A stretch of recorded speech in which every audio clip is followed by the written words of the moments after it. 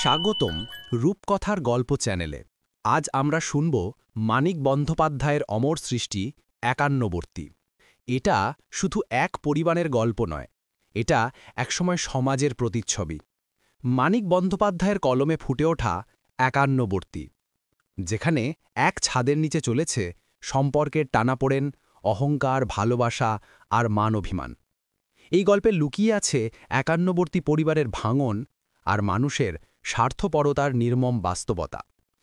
গল্পটি ভালো লাগলে লাইক, কমেন্ট, শেয়ার এবং সাবস্ক্রাইব করে আমাদের সাথেই থাকবেন। শুরু হচ্ছে আজকের গল্প। একান্নবর্তী। 4 ভাই, বীরেন, ধীরেন, হীরেন ও নীরেন। পরিবারের লজ্জা ও কলঙ্ক সেজ ভাই হীরেন। সে কেরানি। বীরেন ডাক্তার, ধীরেন উকিল, নীরেন 200 টাকায় শুরুর গ্রেডে সরকারি চাকরি পেয়েছে আর বছর। হীরেন 27 টাকার কেরানি, যুদ্ধের দরুন। 5-10 টাকা বোনাস অ্যালাউন্স বুঝি পায়। হীরেনকে ভাই বলে পরিচয় দিতে একটু শরম লাগে ভাইদের। 4 ভাই 3 ভাগে ভাগ হয়ে গেছে তবু। বাপের তৈরি বাড়িটাতে ভিন্ন ভিন্নভাবে বাজার করে বেঁধে বেড়ে ঝিঁ চাকর ঠাকুর শুধু নিজেদের ভালোমন্দ সুখ দুঃখ নিয়ে মাথা ঘামিয়ে 3টি অনাত্মীয় ভাড়াটের মতো তারা বাস করে। হঠাৎ টান পড়লে একটু চিনি, 2 পলা তেল বা 1 ঘাবলা নুন ধার নেওয়া হয়, এ সংসার থেকে ও সংসারে দান হিসেবে নয়, 2-4 দিনের মধ্যে ফিরিয়ে দেওয়া হবে।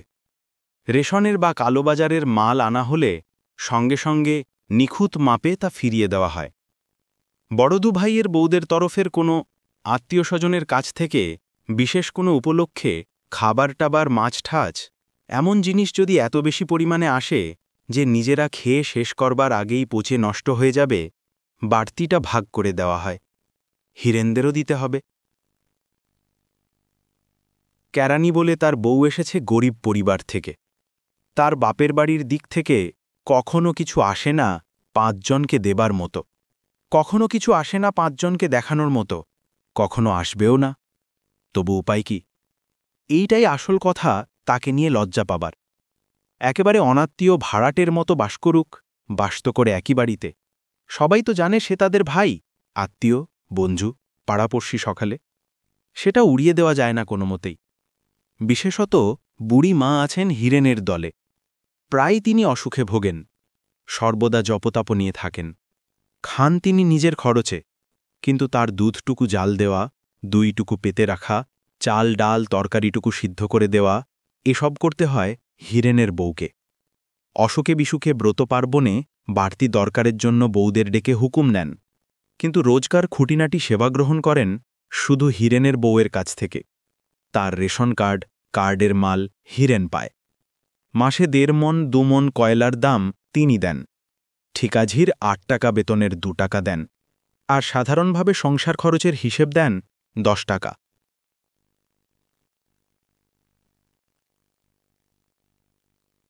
হীরেন ছাড়া সব ছেলের কাছে তিনি ভরণপোষণের মাসিক খরচও নিয়ম মতো আদায় করেন কড়াকড়িভাবে। বীরেনের পসার বেশি, সে দেয় 30 টাকা। ধীরেনের পসার হচ্ছে, সে দেয় 20 টাকা। চাকরি হবার পর নীরেন 20 বা 50, মা যা চাইতেন তাই দিত। আজকাল বড় বউয়ের পরামর্শে দায়টা মাসিক 25 টাকায় বেঁধে দিয়েছে। নীরেনের বউ নেই, এখনও বিয়ে করেনি। ভাইরা যখন ভাগ হয়, এক বাড়িতে উনান জ্বালাবার আয়োজন করে 3টে, চোটে লাল হয়ে গেছিল নীরেন। লজ্জায় দুঃখে দাপাদাপি করে গালাগালি দিয়েছিল দাদাদের, বিশেষভাবে বড় 2জনকে।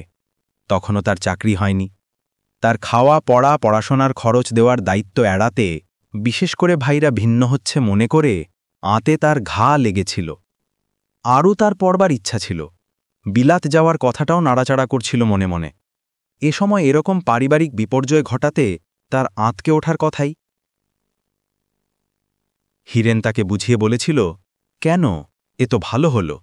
রোজ বিশ্রী খিটখিটে ঝগড়াঝাটি লেগেই আছে।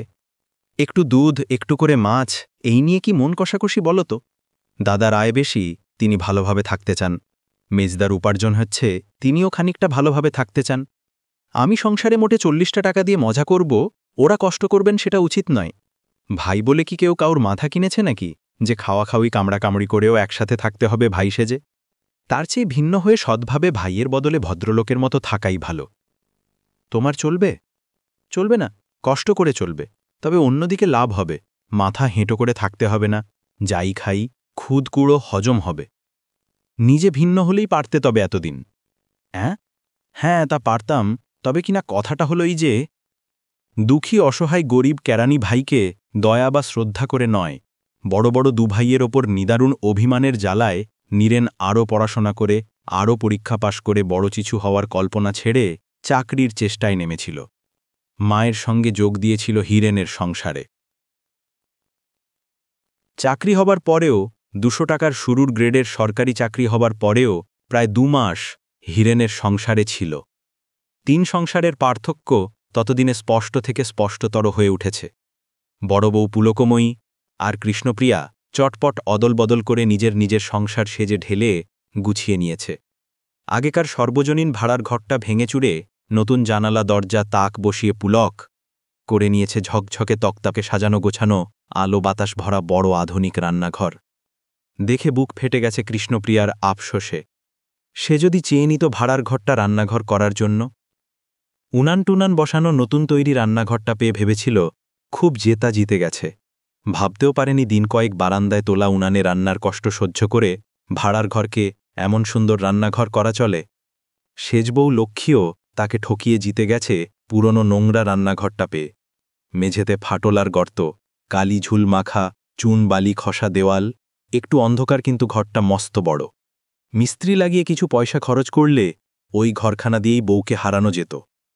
চাকর বাজার করে, ঠাকুর ভাত রাঁধে, পুলকময়ী ঘর দুয়ার সাজিয়ে গুছিয়ে পরিষ্কার পরিচ্ছন্ন রাখে, নিজে সাজে আর ছেলে মেয়েকে সাজায়, পাড়া বেড়ায়, নিন্দে করে কেরানি, দেওর আর তার বউকে।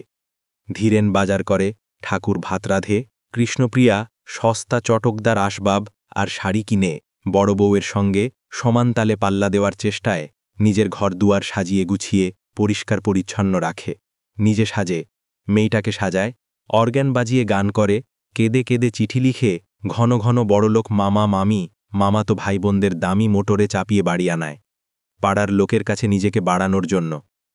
ফর্সা রং আর থলথলে মাংসল যৌবনের গর্বে মাস্টারনির মতো পাড়ার মেয়েদের কাছে বর্ণনা করে পাড়ার প্রত্যেকটি মেয়ে বউয়ের শোচনীয় রূপের অভাব। বানিয়ে বানিয়ে যা মুখে আসে বলে যায় শাশুড়ি, ননদ, যা, দেওরদের বিরুদ্ধে।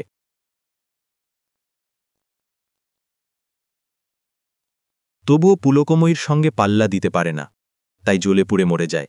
যুদ্ধের বাজারে বীরেনের পসার বড় বেশি বেড়ে গেছে। 2 টাকার বদলে 8 টাকা ফি করেও গাদা গাদা কল পাচ্ছে। ঘরে এনেছে দামি আসবাব, পুলককে দিয়েছে শাড়ি গয়না, মোটর কিনেছে সেকেন্ড হ্যান্ড, জমি কিনেছে সেকেন্ড হ্যান্ড, জমি কিনে আয়োজন করছে বাড়ি করবার। ধীরেনেরও ওকালতিতে পসার বেড়েছে বেশ, তবে বীরেনের ডাক্তারি পসারের সঙ্গে তুলনাই হয় না। ভেবেচিন্তে কৃষ্ণপ্রিয়া হাত বাড়াল নীরেনের দিকে। মাসে 400-500 টাকা আনছে ছেলেটা, মাইনে আর উপরিতে।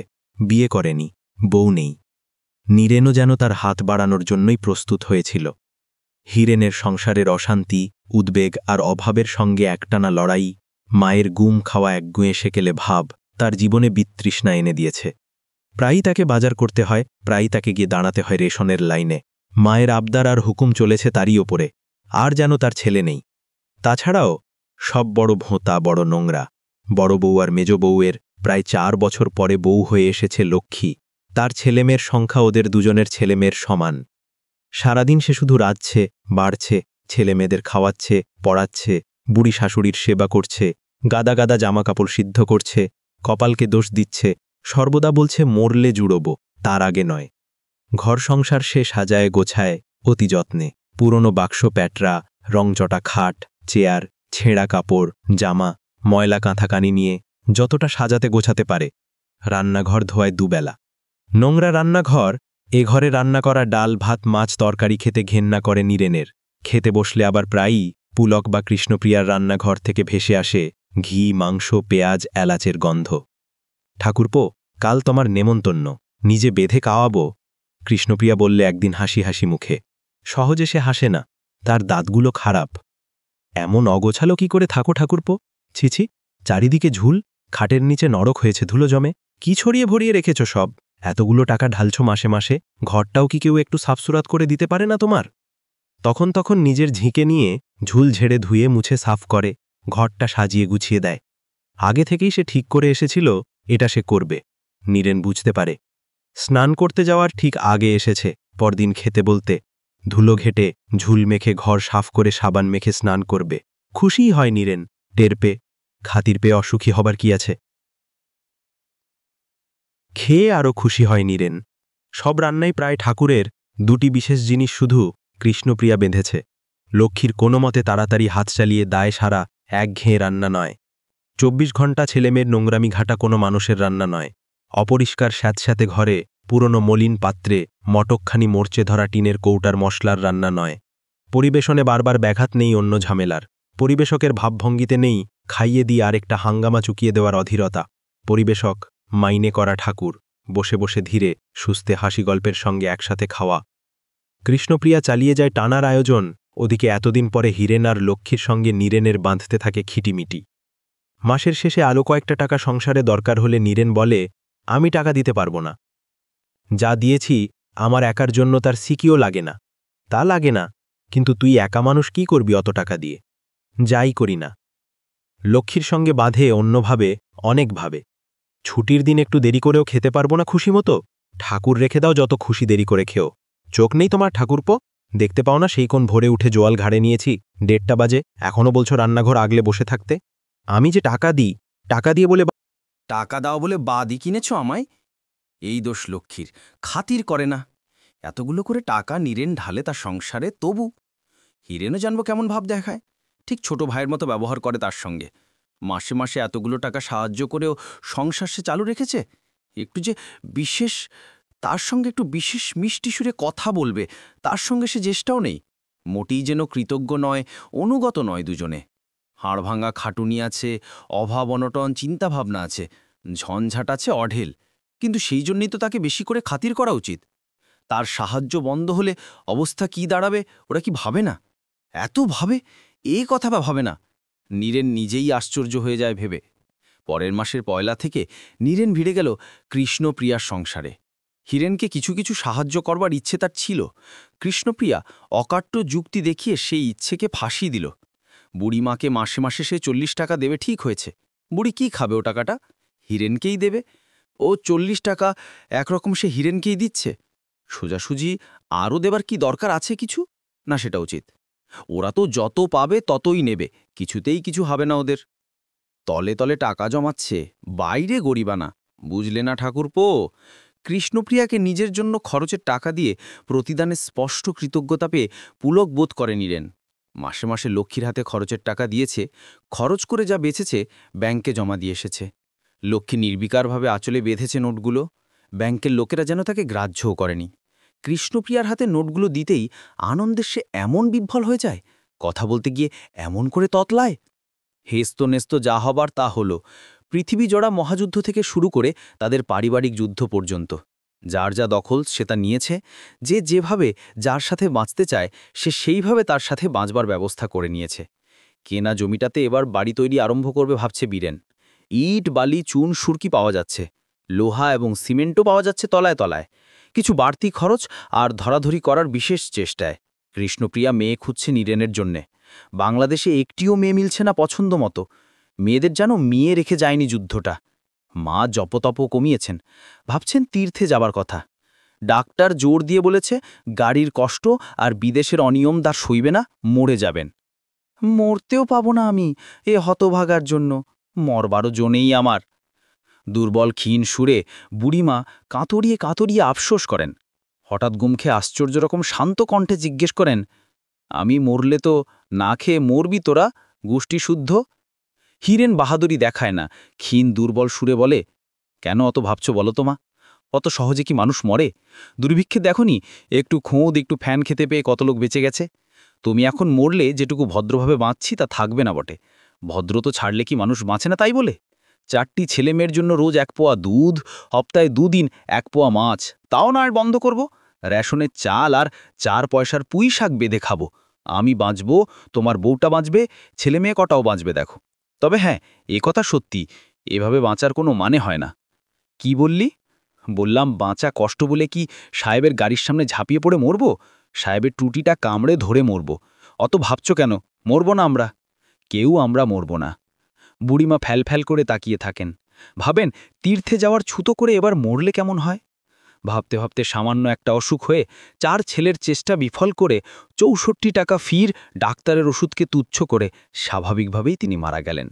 তখন আরও শোচনীয় হয়ে পড়ল হীরেনের অবস্থা। পুলকময়ী ও কৃষ্ণপ্রিয়ার শাড়ি গয়না, ঠাকুর চাকর, নিশ্চিত নির্ভর চালচলন, অবসর, শৌখিনতা, ভালো ভালো জিনিস খাওয়া, হাসি আহ্লাদ করা, সব কিছু ঈর্ষা ক্ষোভ হতাশা হয়ে আঁচড়ে কামড়ে ক্ষতবিক্ষত করেছে লক্ষ্মীর মন। মনীষে এই ভাবনার মলম দিয়ে সামলে থেকেছে যে বেশ্যারা পরম সুখেই থাকে। স্বামী পুত্র বুড়ি শাশুড়ির জন্য জীবন পাত করে খাটা, শাক পাতা ডাল ভাত পেটে গুজে কাজ করা, এ গৌরব ওরা কোথায় পাবে? নিজের মনে সে গজর গজর করছে, মরণ কামনা করছে শুধু গোপনে, নিজেকে শুনিয়ে হীরেনের পর ঝাঁজ ঝেড়েছে শুধু স্বামী স্ত্রীর মধ্যে চিরদিনের চলিত দাম্পত্য কলহের মধ্যে। কিন্তু এবার আর সইল না। 4টি ছেলেমেয়ের 2টি বড় হয়েছে, তারা শাক পাতা ডাল ভাত খেতে পারে। অন্য 2টিকেও তাই খাওয়ানো যায় কিছু কিছু, কিন্তু একটু তো দুধ চাই। 1 পোয়া দুধ আসত, সেটা বন্ধ হলো। সপ্তাহে 2 দিন মাছের আষ্টে গন্ধ নাকে মুখে লাগত, তার লাগে না। যে সায়াটা ন্যাকড়ার কাজে লাগাতে হয়েছে, কৃষ্ণপ্রিয়ার মতো থলথলে যৌবন না থাক, সেও তো যুবতী, বয়স তো তার মোটে 27 বছর। সায়াহীন ছেঁড়া কাপড়ে দেহ ঢেকে তাকে চলতে ফিরতে হচ্ছে। তাকিয়ে তাকিয়ে দেখছে সবাই। কি এক কলাকৌশল জেনেছে হীরেন।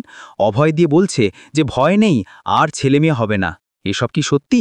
কখনো হতে পারে সত্যি মানুষের জীবনে? এসব ফাঁকি, এসব যুদ্ধের বোমা, এসব ভূমিকম্পের দিশেহারা পাগলামি। বাঁচতে হলে তেতলার ছাদ থেকে লাফিয়ে পড়ে মরতে হবে, নইলে বাঁচার কোনো উপায় নেই। ছাতের আলসে ওঠার সময় হীরেন তাকে আটকায়। এত এলোমেলো কথার পর এত রাতে তাকে ছাতে যেতে দেখে আগেই সে খানিকটা অনুমান করেছিল। আমি যদি মরি, তোমার তাতে কি? লক্ষ্মী বলে ঝাঁজের সঙ্গে। ছাড়া পাওয়ার জন্য লড়তে লড়তে হীরেনের বাবু মূলে কামড় বসিয়ে দিয়ে হীরেন জানে লক্ষ্মীকে, ভালোভাবেই জানে। সে তার 4টি সন্তানের মা। কাঁদ হয়ে সে বলে, তুমি খালি নিজের কথাই ভাবছ। চুমকে থমকে যায় লক্ষ্মী। নিজের কথা ভাবছি? আমি মরলেই তো তোমার ভালো। ভালো? তুমি মরলে আমি বাঁচব? বাঁচবে না। আমি মরলে তুমি বাঁচবে না। দাঁড়াও বাবু, ভাবতে দাও। বাঁচবে না। সে হার মেনে ছাদ থেকে লাফিয়ে পড়ে মরলে হীরেনও মরবে অন্য কোনো রকমে। তাই হবে বোধহয়।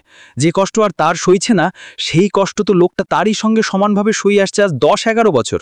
তাই বটে, লোকটা অন্য সব দিকে অপদার্থ হোক, এই একদিকে খাটিয়াছে। আমার বর ঘুম পাচ্ছে। কতকাল জেগে আছি বলো তো? একটু ঘুমাবো আমি। ঘরে ফিরে গিয়ে চাদর ছাড়া তুলো গিজগিজ করা ছেঁড়া তোষকে হীরেনের বুকে মাথা রেখে সে জেগে থাকে। হীরেনের কথা শোনে। 7টা দিন সময় দেবে আমায় লক্ষ্মী? আমি বুঝেও বুঝিনি, যা করার দরকার করেও করিনি। মাছি মারা কেরানি তো, এই রকম স্বভাব আমাদের। যাই হোক, তুমি আমার 7টা দিন সময় দাও। ওমা, কিসের সময়? তুমি কিছু করবে না, ছাদ থেকে লাফিয়ে পড়বে না? আমি গিয়েছিলাম নাকি লাফিয়ে পড়তে? লক্ষ্মী রাগ করে বলে। আমি যাইনি, কিসে যেন টেনে নিয়ে গিয়েছিল আমায়। 7 দিন সময় চেয়ে নেয় হীরেন, কিন্তু ব্যবস্থা সে করে ফেলে 1 দিনের মধ্যে। লজ্জায় লাল হয়ে দুঃখে ম্লান হয়ে লক্ষ্মী শুধু ভাবে যে এত দুঃখের মধ্যে একটা খাপছাড়া পাগলামি করে বসে না জানি মনে কত দুঃখ বাড়িয়েছে সে লোকটার। রাত 9টায় হীরেন বাড়ি ফেরে। কচু সিদ্ধ আর ঝিঙে চচ্চড়ি দিয়ে দুজনে একসঙ্গে বসে ভাত খেয়ে ঘরে গিয়ে শোবার ব্যবস্থা করে রাত 11টার সময়। লক্ষ্মী জিজ্ঞেস করে, কোথায় ছিলে? পাড়াতেই ছিলাম। রমেশ, ভূপেন আর কানাই আমারই মতো কেরানি, চেনো তোদের? ওদের বাড়িতে। ভালো কথা, কাল ভোরে ওদের বউরা তোমার সঙ্গে দেখা করতে আসবে। লক্ষ্মী দীর্ঘশ্বাস ফেলে, বুঝেছি। তোমার 3 বন্ধুর 3 বউ কাল আমাকে বোঝাতে ছাদ থেকে লাফিয়ে পড়া কত অন্যায়। না, ওরা তোমার সঙ্গে পরামর্শ করে ব্যবস্থা করতে আসবে, ওদেরও যাতে তেতলা ছাদ থেকে লাফিয়ে পড়ার দরকার না হয়। মোরগ ডাকা ভরে এলো লতিকা, মাধবী আর অলকা। সঙ্গে এলো 11টি কাচ্চা বাচ্চা, আর বাজারের থলি ভরা চাল ডাল তরিতরকারি, বোতলে ভরা সর্ষের তেল, ভাঙা টিপটে নুন, বস্তায় ভরা আদমুন কি 1.25 মণ কয়লা। কচিদের মাই দিয়ে ছড়া গেয়ে গা চুলকে থাপড়িয়ে ঘুম পাড়িয়ে শুইয়ে রাখা হলো হীরেনের শোবাল ঘরে। বাড়তি ছোট ঘুপচি ঘরটা খানা সাফ করে রাখা হলো। চাল ডাল তেল নুন তরিতরকারি লতিকা উনুনে আঁচ দিল। হীরেনদের রাতের এঁটো বাসন মাজতে গেল কলতলায়। উনুনে প্রথমে কেটলিটা চাপিয়ে সেটা নামিয়ে নিয়ে মাধবী চাপালো বড় স্যাসপ্যানটা। আমাদেরই কম পড়তো 1 কেটলি চায়, 2 জন ভাগিদার বেড়েছে। তুমি চা খাও তো ভাই লক্ষ্মী? জানি খাও, কে না খায় চা? লক্ষ্মী জিভ কামড়ায়, জোরে কামড়ায়। ঘুমে না হয় স্বপ্ন দেখে আবোল টাবোল, জেগেও স্বপ্ন দেখবে, কিন্তু কোনো প্রশ্ন সে করে না। দুর্বোধ্য যা তা কথার ব্যাখ্যা শুনে বুঝতে তার ইচ্ছা হয় না। এরা সবাই তার চেনা, আশেপাশে থাকে। তার মতো গরিব কেরানির বউ, চা রুটি খাওয়া থেকে ডাল ভাত খাওয়ার সব ব্যবস্থা এরা নিয়ে এসেছে। তার চিনিটুকু, তার চালটুকু, কালকের বাড়তি তরিতরকারিটুকু, তেল নুনটুকু নিয়ে বাড়তি ছোট খুপচি ঘরটায় জমা করেছে, নিজেদের সঙ্গে আনা জিনিসের সঙ্গে। লতিকা বলে, বাঁচলাম ভাই, 3 বাড়ির খাবার জিনিস বাসনপত্র জায়গা পাই না, সব ছড়িয়ে থাকে। এই ঘরটা ছোট হোক ঘুপচি হোক, খাসা ভাড়ার ঘরের কাজ দেবে। মাধবী বলে, মস্ত রান্নাঘর, 200 লোকের রান্না হয়, বাঁচা গেল।